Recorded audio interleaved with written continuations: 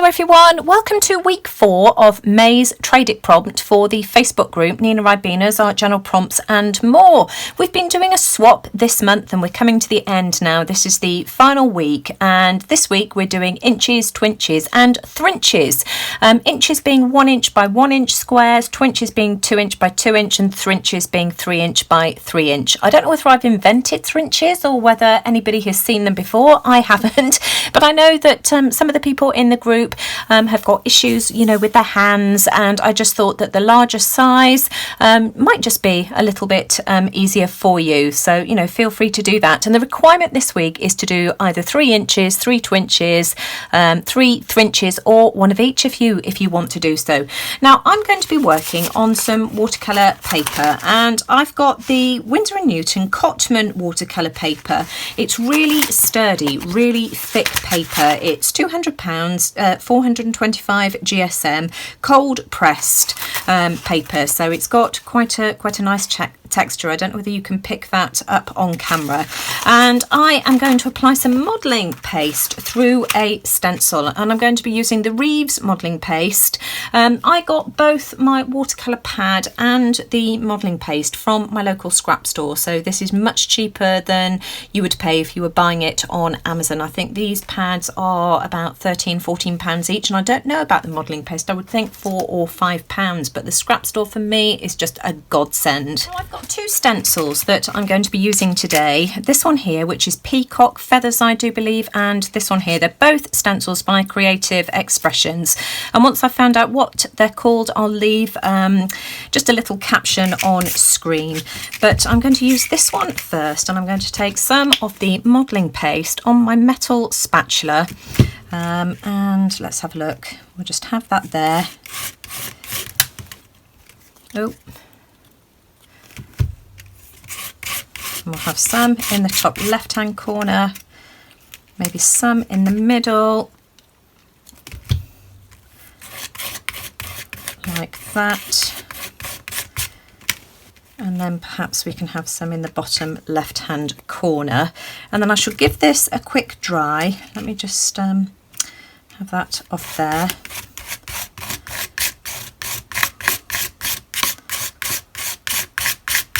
There we are. I've smudged that one, but that's fine. I'm going to give my stencil a clean. I'm going to give this a dry, and then I'm going to add some of these squares. Okay, so I've added some modelling paste to this piece of card as well, and now I want to add some of the squares. So I'm just going to load up my palette knife again, and where do I want these to go? And I'm just going to fill in the gaps.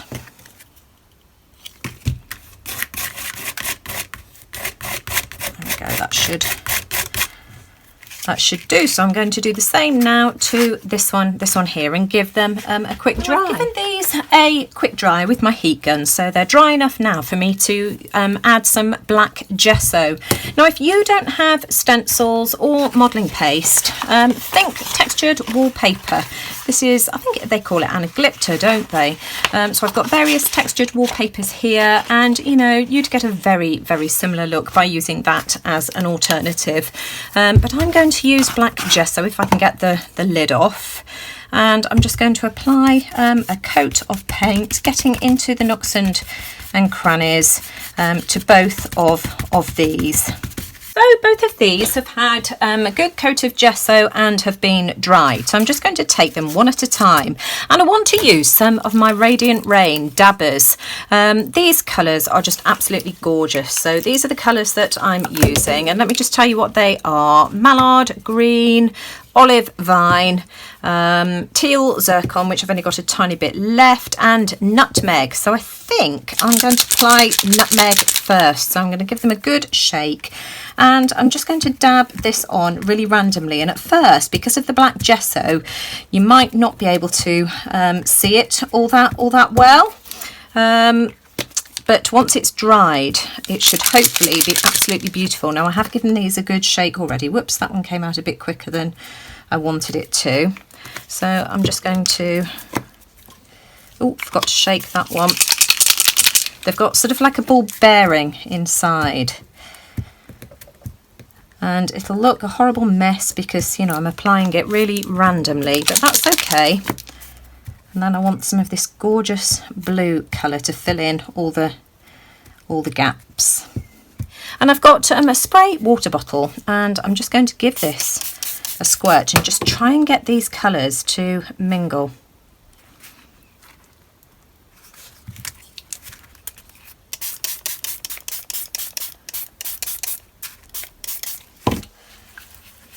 And I'm going to use my finger just to sort of get everything to blend. These are just so beautiful to work with. I have problems with these sprays though, because they clog. You've heard me say that before. Let me just grab another tissue. Hang on, I've got one on the floor. It's a used one, but that will do. And I'm just going to dab some of the liquid off, and just look how gorgeous that is. So I'm going to give that a quick dry and then see if I need any more paint on the top. Give that a quick dry, and I just want to add some more over the top. So I want some more of that beautiful blue like that, and then I think the other colour I liked, no, it was this one here, the nutmeg, I think. So I'm going to add some more of that as well. These colours together I just think are beautiful. And then I think I shall add some of the lighter green as well. And then I'm going to do the same thing again. Squirt it with water. Blend it with my finger. Just to get those colours to move. This is an absolute pain to get off as well, so I'm going to have to go and reach for the pumice stone, but you know, hey ho, never mind. It's only paint. And then let's just dab some of the excess off. And again, I'm going to give that a dry with my heat tool, and that should be fine for that one there. You see how gorgeous this is. If I tilt it, just look at the shimmer. But I just love that. So I'm going to put that to one side to dry, and let's work on the next one. So I'm going to use blues and purples. What colours have I got? I've got, I think this is called Snapdragon. The label's covered up with the ink, so I can't really tell. Majestic Blue, and I think this one is Violet. Again, the label's worn off, but again, these are the Radiant Rain. I'll start off with the purple this time, I think. I have given these a shake, but let's give it a bit of a shake again. So I'm just going to dot some of this purple on here like this. So that one there was the Snapdragon. Then I've got this one here, which is Majestic Blue, so we'll have some of that. So we'll dab some of that on. Let me just give this a shake some on instead. It really doesn't matter. Oh, this is all froth from where I've been shaking it. You see, this is the problem with these Radiant Rains, but when you can get it out of the container, it really is just beautiful. Let's just pour a little puddle of it. There we go, like that. Way too much, but never mind. Let's just get that to blend. I've got another. The brushes I'm using are not very good quality brushes, and the bristles just keep coming out. I can see another one in there, but never mind. I want some more of that purple.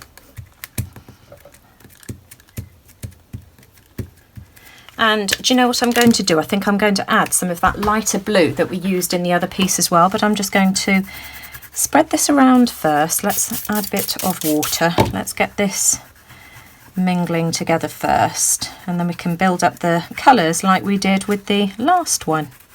I love that, but I just want to lighten it slightly. So I'm just going to put on some of this turquoise colour, which is coming out green, but I think with the purple that will work really nicely. We'll add a bit more of the purple in between as well. Let's just dot some of that on, and then I want to spray some of this lighter violet over the top, and you won't be able to see this, it sort of comes out white, but when it dries it's just absolutely beautiful. So we'll spray that over the top, and then I'm just going to mingle these colours together with my finger. So we'll wipe off some of the excess liquid, and again I'm going to dry that with my heat tool. These are my background side by side. I just love these. I think the colours are just absolutely gorgeous. And let me just hold them up to you. Just look at that. Just gorgeous. And it looks like petrol. It's just so beautiful. So what I'm going to do now is take these over to my paper cutter. And I want to trim them into a Thrinchie, a Twinchie and an Inchie. And as soon as I've done that, I'll be back. I've cut my squares to the right size. So I've got a Thrinchie, 3 inch by 3 inch, Twinchie, 2 inch by 2 inch and an Inchie. I just love those. The same in the purple colourway as well. I've also had a play around with some other colours. This is the purple again, but it's just got more of the green in it. I just absolutely love these. Isn't that gorgeous? I've got a coppery one here. That's got copper and some of the green in it. So I've got that to play around with. And I've got another green one with more of the copper. So that one's just a little bit brighter. I just love those. So I'm going to pull out some embellishments. I pulled out a pile of embellishments that I thought I might be able to use on my Inchies, Twinchies and Thrinchies, and I'm going to coat them all in a layer of black gesso, including these little paper flowers, these hearts. These have come off a sticker pack and I thought I might be able to maybe emboss over some of these. These were sent to me in Happy Mail for my embellishment challenge. I think it was Almert who sent me these and I've never got round to using them, and it's ideal for this. I've got a whole box of pen nibs that I got on eBay last year and haven't got round to using those. Butterfly filigree embellishments that came in a pack from The Works, I think. So as I say, I'm just going to coat some of these or all of these in a layer of black gesso and we'll see what we end up with. There we go. By adding gesso to all of these pieces here, it's just unified everything. And I think I'm going to start off by playing with some of the hearts. I've got some of these new baked texture. These are the Seth Apter textured, embossing powders. And I'm just going to see what it's like. This one here is vintage beeswax. I've got ancient amber, deep sea and patina oxide. So I'm going to add some of these to the hearts. I've got a piece of paper to work on here, just a piece of scratch paper. Let me just make some room for myself and let's just try one of these to start off with. I've got my Versamark embossing pen, so I'm just going to use that. This has gone all grotty and horrible, and I did pick a new one of these up the last time. I've done that the wrong way round. The last time I was at the motorcycle museum. So let's have a play with this and see what it looks like. Of course, this is going to ping everywhere because my heart is sticky on the back. Let me just move that over here, and I'm just going to heat set this. Oh my gosh, I love that. Ooh. Look at that. Isn't that gorgeous? And that's just a heart sticker. Wow. My goodness me, that was I didn't know what to expect with this stuff. I absolutely love it. Look at that. So I'm going to play around with the other textures and do the other hearts. So here's my embellishments. I just absolutely love these. Just look at them. In the end, so that one here was the baked patina oxide. So those are those ones there. I just absolutely love those. And then these two here, I started off by adding some of the chunky rust, just to give it a bit of texture in the background. Let me just show you what the chunky rust looks like. It's sort of all furry. It looks like the Rockwall loft insulation. And then I topped it once that had dried with some of the ancient amber to give it the colour. That one is just ancient amber on its own, I do believe. And so these are the inches I'm going to add these to, and I want to use some Inca Gold just to add some detail. I'm going to start off with this one here, and I think I'm going to add gold to the background to create a border. So I'm going to play around with these. I'm going to need to add some water to this because it's a little bit on the dry side. So let's just smush that around a little bit. There we go. And then I'm just going to add a border like this. And I love the way that this sort of dries, and it's slightly dimensional, and I just think that, you know, it just gives a really, really lovely effect. So I'm going to do that and play around with these with my Inca Gold, and then I'll be back. These ones are drying, that's what they look like, but I think I'm going to add some of the old silver just to the top, just a tiny little bit. You don't need very much of this, and I'm just going to go really lightly over the top like this, just to brighten and just highlight the absolute top of my background. There we go. I just love that. Isn't that gorgeous? Tiny weeny bit. You really don't need much at all. Whoops. Oh, come here. So these ones are going to go on the green backgrounds, and I'm going to use this fine tip glue applicator, and mine is the Metcalf brand, which I bought on Amazon for about £5. These are absolutely brilliant. So I'm just going to squeeze a tiny amount. You don't need very much at all, and it just stops the glue oozing out everywhere. It was, as I say, Teresa Morgan that recommended these on one of her videos, and oh, thank you so much. They are just absolutely brilliant. So I'm just going to glue that down like that, hold it in place, because of course mine's quite heavily textured, and then just set that off to set. And I'll do the same with these. Whilst the hearts are drying, I'm going to work on one of the Thrinchies, and I'm going to use some of this Goldfinger silver polish. I got this from the scrap store, and the reason I'm using this is that I just think it's probably a bit more permanent than the Inca Gold, or goes on more easily than the Inca Gold. Wow. And I've had this for such a long time, and I've never really used it. I had it from the scrap store. I think it was for 75p or something ridiculous. So that's that. I just love that. I think that is gorgeous on there. And I think I'm going to buff that up and allow it to dry. And then I think I might add some purple as well. I love how that looks. It's got sort of kind of an antique-y finish because of the black gesso that was underneath. And of course, you know, it's not as bright silver now that I've polished it off. So I'm just going to add some of the, what's this colour? Old silver over the top, just to brighten it up, because otherwise I think it'll get lost on my background. And, you know, I can keep adding layers.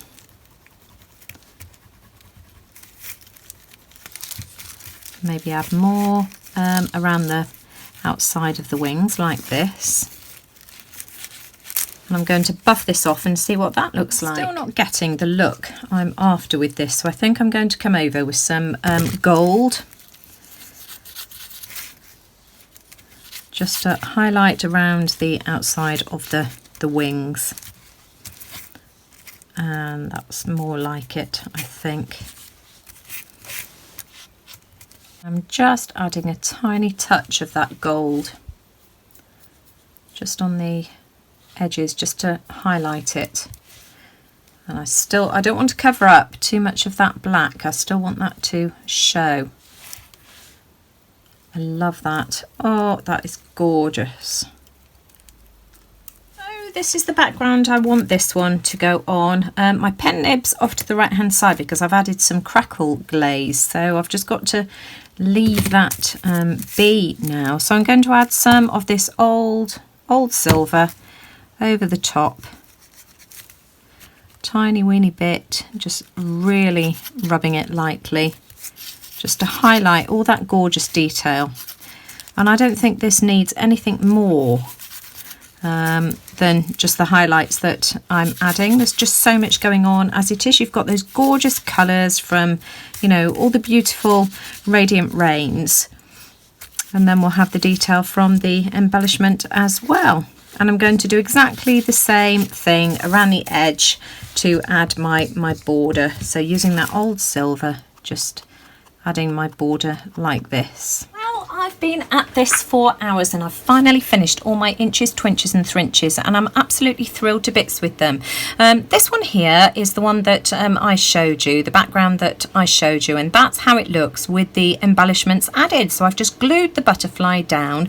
The butterflies had some wells, little holes in the embellishment, and I filled them using some glitter pens. I'd got some Viva Decor glitter pens in various colours, and also some stickles as well. So I've just filled the hole. I just felt that the flat back gems might not stick very well to the metal, so I decided to fill them instead. I decorated the nib in exactly the same way as I did the metal butterfly, just built up those layers of the Inca Golds until I was happy with the coverage that I got. Now I've glued these on. I've used a couple of different types of glues. I've used some extra heavy gel matte medium for some of the embellishments. For instance, the escutcheon here was glued down with extra heavy gel medium. The butterflies I used Fabri-Tac, and that's held that in place really, really well. The pen nib was hollow. You can see sort of how rounded that was, and I used my hot glue gun just to fill the channel, and then used extra heavy gel medium just to stick it to the butterfly. So that's how that was done. Because these are so heavy, and of course they're going onto a textured background, just normal craft glue is just not going to cut it. I also used heavy gel medium to glue the chit-chat words down as well. Use your wings in this case. So, you know, just if you're going to use heavily textured papers and things, just be careful with the glues that you use, otherwise they're just going to fall off.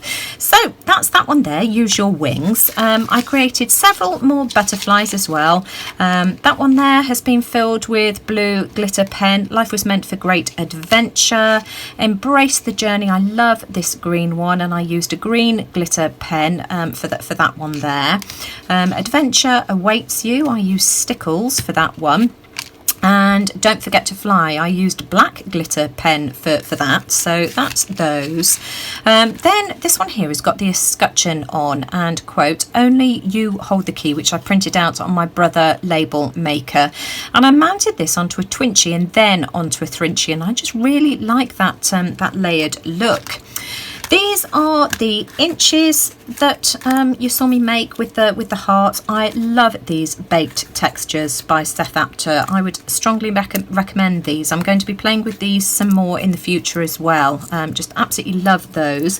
I did a couple of other Inchies as well. I did a flower one and this little bird one here, fly.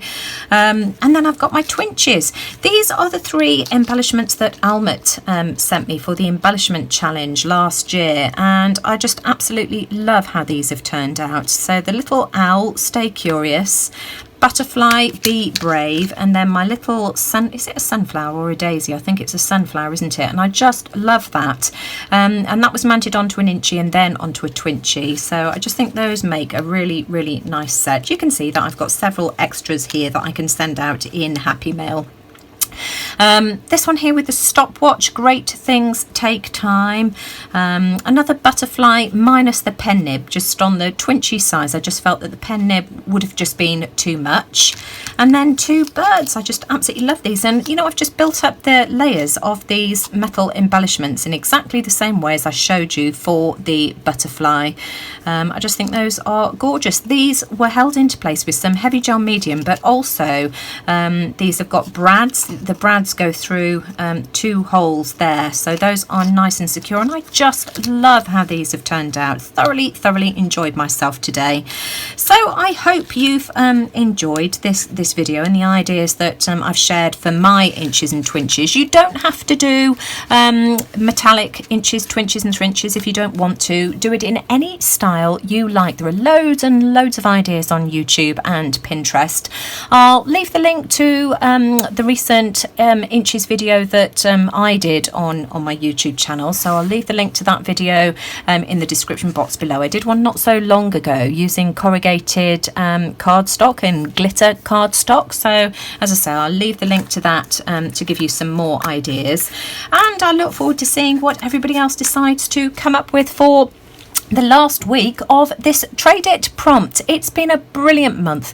You have shared some absolutely fantastic artwork in the Facebook group this month, and I'll be back next week with a brand new prompt for June.